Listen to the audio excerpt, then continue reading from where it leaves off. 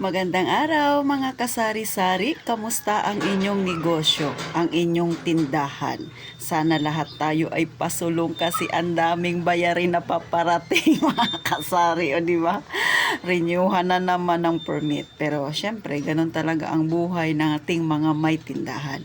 So ngayon may request sa akin ang isa nating kasari, si Sir Mark Kalinag 18. Sabi niya, Ate Tin, magkano ba talaga ang kinikita mo? O, sabi nating benta ko sa maghapon.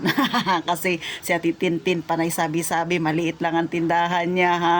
Panay sabi-sabi, ang buhay ay nasama sa totoo kaya? O, syempre, si Ate Tintin ninyo ay nagsimula ng 20,000.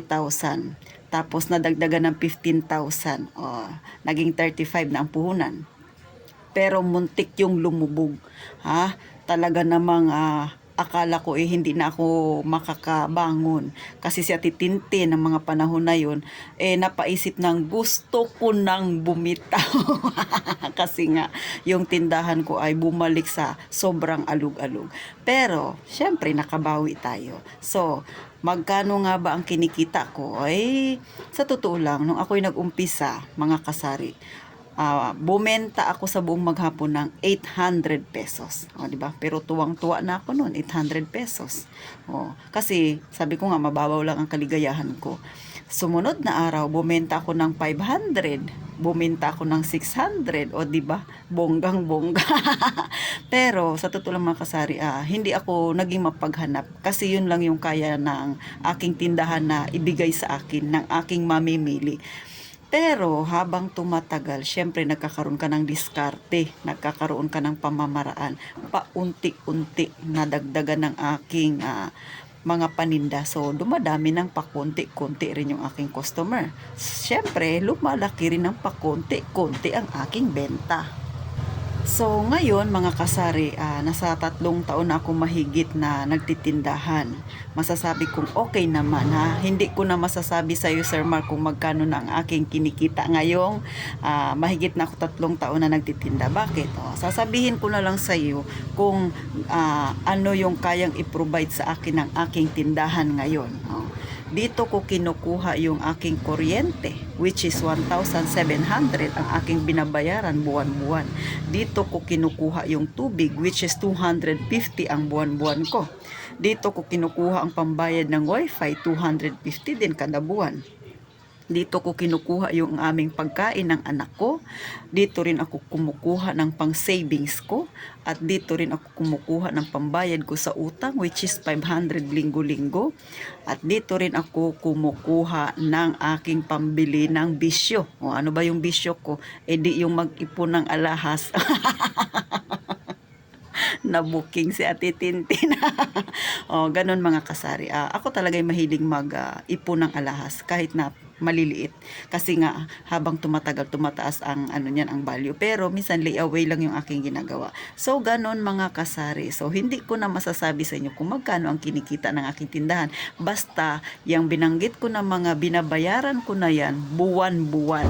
Yan siya yung kayang i-provide na ng aking tindahan ngayon na kahit na maliit lang mga kasari. So ganun na yung aking ganun na yung nangyayari sa aking tindahan. Kaya nga sabi ko sa inyo, ang pagtitindahan ay patyagaan. Kasi ako nag-umpisa rin sa ganyan. Maliit, 500, 600, 700, 800. Ganun mga kasari. At saka nasa sa inyo yan kung paano ninyo palalaguin ang inyong tindahan at kung paano kayo humawak ng inyong pera. Dapat ganun.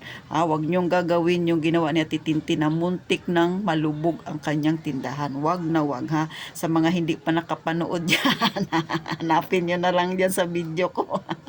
At panoorin ninyo kung anong pinagagawa ko at ano rin yung nangyari, ano yung aking nagawa para muling bumangon ang aking tindahan. So sa'yo Sir Mark, thank you sa yung request na yan. Kala mo aatrasan ko, hindi. Kasi gusto ko lang ipakita sa inyo kung paano ako nagsimula.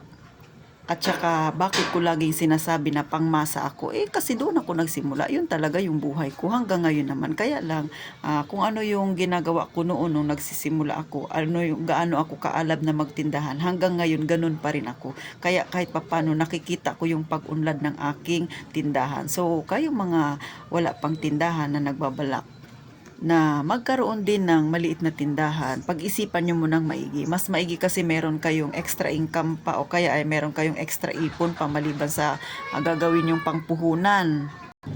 Kasi nga, kung magkaroon kayo ng bulilyaso dyan sa inyong tindahan na itinayo kung sakasakali, meron pa kayong mapagkukunan mga kasari. Mas maigi na may ipon kayo kahit na maliit lang para kung mangyari sa inyo yung nangyari sa akin, kaya nyo pa rin itayo, meron pa kayong mapagkukunan. Ganon dapat yung mindset natin lalo na sa mga baguhan pa lang na may tindahan dyan at sa mga wala pang tindahan pero nagbabalak na tindahan din ang gusto. Yan ang payo ni Ate Tintin para sa inyong mga kasari ha. So sana Sir Mark nasagot ni Ate Tintin kung magkano ang kanyang kinikita. Pero syempre yung mga unang benta ko nasabi ko sa'yo. Pero yung ngayon secret na lang yun. Pero nasabi ko naman sa'yo siguro kung ano yung mga bayarin ko buwan-buwan. So doon pa lang magigets mo na kung magkano ang kinikita ng aking tindahan. Bagamat maliit lang talaga mga kasari. Gaya nga ng sabi ko sa inyo, hindi ako lingguhan mamili, kundi araw-araw. Kaya sa ibang mga vlogger nakikita ninyo, di ba, na ipopost nila yung mga 20,000, yung mga pinamili nila. Ako, hindi ako nakakabili ng ganun. Bakit? Kasi nga araw-araw akong namimili. So yung araw-araw ko na pinamimili, minsan 3,000, 2,000, 1,500. So ganun, kung ano yung benta ko sa buong maghapon, kinabukasan, binibili ko siya kaagad mga kasari. Kasi nga, kaya wala akong hawak na pera. Kasi nga, para madaling tumubo. Hindi ako nakakapag-stock talaga sa kamay ko. So, ngayon, ang hawak ko lang talaga na pera, yung sa GCash ko. Kasi nga, may nagka-cash out. So, ganun mga kasari. Tapos, yung aking pera rin na natirang pambayad naman para sa permit ko sa next year. Yan na lang yung pera ko na hawak-hawak sa ngayon. So, thank you po ng marami sa mga nanood at saka nakasubscribe kay Ate Tintin, nakasubaybay. Sana may naintindihan kayo sa pinagsasabi ko at saka kung ano man yung ingay na narinig niyo sa tindahan ko, hayaan nyo na lang. Yung kapitbahay namin dito ganun talaga. Magkakatabi-tabi kami dito kaya kung magkukwentuhan sila, rinig na rinig dito sa aking tindahan. Kaya kahit na hindi ako marites, naririnig ko. Char lang mga kasari. Pero totoo, ganun po lalapit yung mga bahay dito na pag nagkukwentuhan kayo ay naririnig ultimo pagbukas ng gate. So ganun kaya naririnig. Pero salamat ng marami sa inyong pagsubaybay kay Ate Tintin. Sana napangiti ko na naman kayo mga kasari.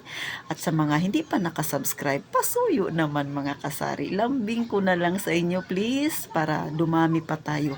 Magkwentuhan tayo ng ganitong kapaki-pakinabang ha mga kasari. Magkwentuhan tayo ng makakatulong sa ating kapwa para matulungan natin sila isang hakbang na naman pasulong kahit pa kunti-kunti para tayong mga nasa masa sabay-sabay tayo kahit pa paano na umangat. So paano mga kasari, gaya ng laging sinasabi ni Ate Tintin, hanggang dito na lang. Sa susunod magkita tayo sa panibago kong vlog. Mag-iingat kayong palagi mga kasari.